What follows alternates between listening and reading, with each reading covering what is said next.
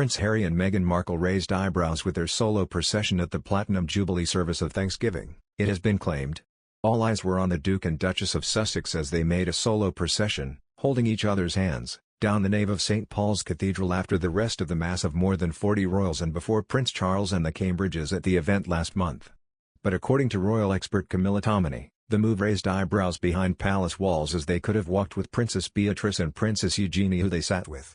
Writing in The Telegraph, Ms. Tominey said, "The Telegraph has also learned that the Sussexes' decision to take a solo walk down the lengthy aisle of St. Paul's Cathedral for the service of Thanksgiving on June 3 raised eyebrows behind palace walls, not least when they could have walked with Beatrice, Eugenie and their husbands, who were seated next to them in the pews." Meghan smiled as she walked through the church, while Harry nodded greetings to members of the congregation. They were personally escorted by Lieutenant Colonel Sir Alexander Matheson of Matheson, the Queen's senior gentleman usher.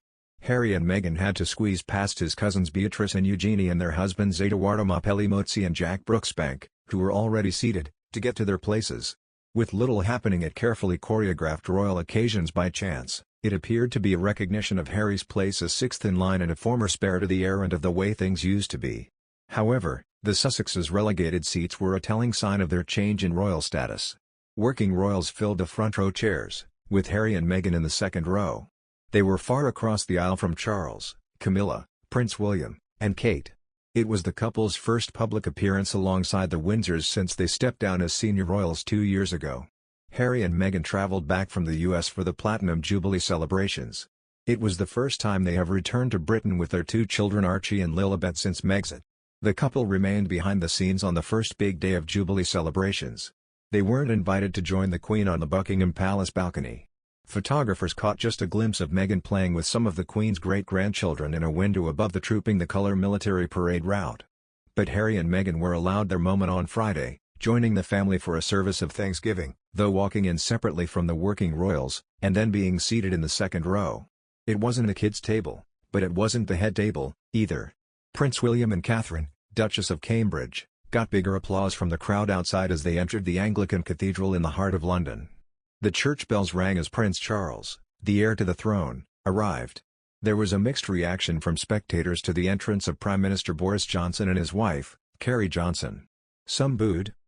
On Sunday, the Queen's Platinum Jubilee celebrations in honor of her 70 years on the British throne came to an end. There was pomp. There was circumstance. There were many moving tributes to her decades of service to her country. What wasn't there? For the most part, Prince Harry and Meghan Markle, aka the Duke and Duchess of Sussex. They attended only one event, and didn't even attend the reception afterward with other members of the royal family. Nonetheless, the most hotly debated topic by online royal watchers and some members of the British media of the 4-day Platinum Jubilee Central weekend was this: when appearing in public at a royal event for the first time since stepping back from royal life 2 years ago, were Harry and Meghan booed? That depends on who you ask, or how you feel about Harry and Meghan. For the couple's legions of online fans, many of whom call themselves the #Sussex Squad, the answer is an unequivocal no. For those who heartily dislike the couple, the answer is a yes, and totally supersedes whether there were also cheers in the crowd.